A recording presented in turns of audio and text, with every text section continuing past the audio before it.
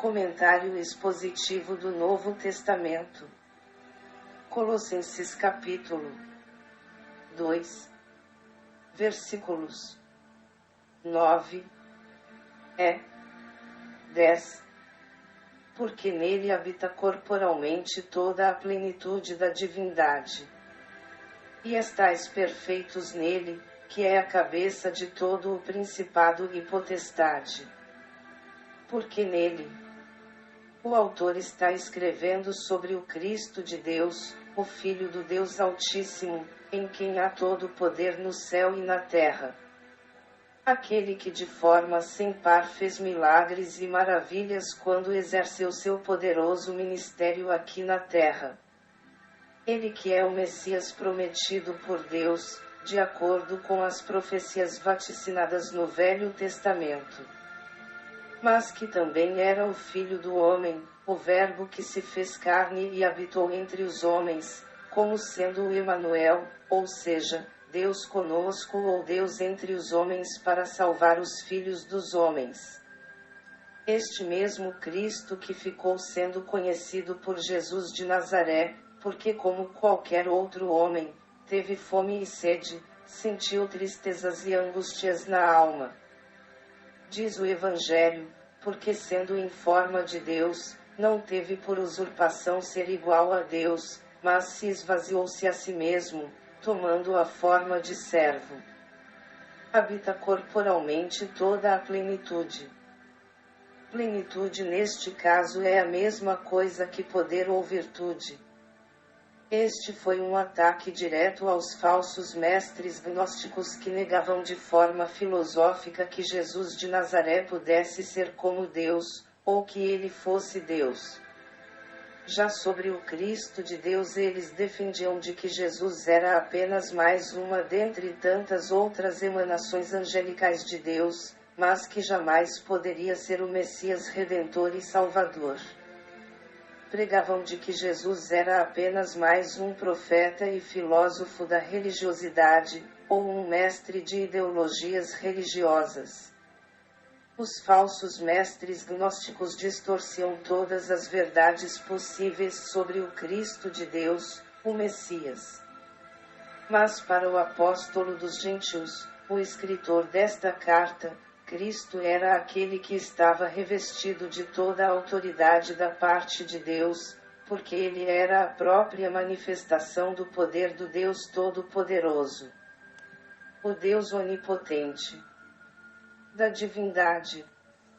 Jesus, o Cristo era na verdade o Emanuel, ou seja, Deus conosco. Ele próprio disse, todo o poder me foi dado no céu e na terra, conforme lemos em Mateus capítulo 28 e versículo 18. Ele tomou a forma de homem para realizar a expiação e a redenção da humanidade. Mas sempre foi Deus entre os homens. João, escrevendo o seu Evangelho, ele disse, no princípio era o Verbo, e o Verbo estava com Deus, e o Verbo era Deus. Evangelho de João capítulo 1, versículo 1. Jesus também confirmou isso ao dizer, eu e o Pai somos um. Evangelho de João capítulo 10, versículo 30.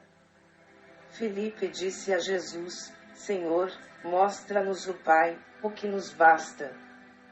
Disse-lhe Jesus, estou há tanto tempo convosco, e não me tendes conhecido, Filipe. Quem me vê a mim vê o Pai, e como dais as dor, mostra-nos o Pai. João capítulo 14 e versículos 8 e 9. Negar estas verdades é ir contra a própria verdade. E estais perfeito nele. Porque o apóstolo fez esta declaração. Porque em Cristo Jesus nos é dado o perdão dos nossos pecados.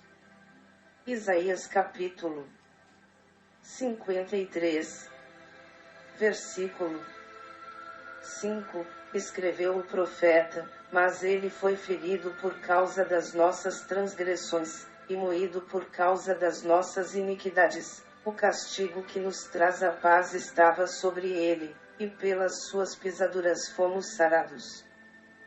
Paulo, escrevendo aos Romanos, ele diz: agora, pois, nenhuma condenação há para os que estão em Cristo Jesus. Isto está escrito em Romanos capítulo 8 e versículo 1. A reconciliação realizada por Cristo produziu a paz necessária entre os homens e Deus, e isso nos garante a justificação pelo sangue precioso de Cristo Jesus. A própria redenção dos eleitos de Cristo nos ensina sobre o acesso que temos ao trono da graça, o que nos dá o direito a chegarmos como justificado diante do Deus de perfeita santidade, que é a cabeça de todo. Essa frase nos descreve sobre a supremacia de Cristo sobre tudo e sobre todos, porque ele foi exaltado por Deus Pai acima de todo poder que há em cima no céu e embaixo na terra, e até sobre quem está debaixo da terra. Filipenses capítulo 2 e versículos 9 ao 11, nos ensina o seguinte: por isso, também Deus o exaltou soberanamente, e lhe deu um nome que é sobre todo o nome, para que ao nome de Jesus se dobre todo o joelho dos que estão nos céus, e na terra, e debaixo da terra, e toda a língua confesse que Jesus Cristo é o Senhor, para a glória de Deus Pai.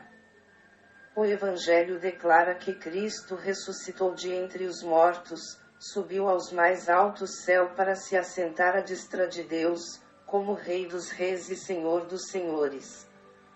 O principado e potestade.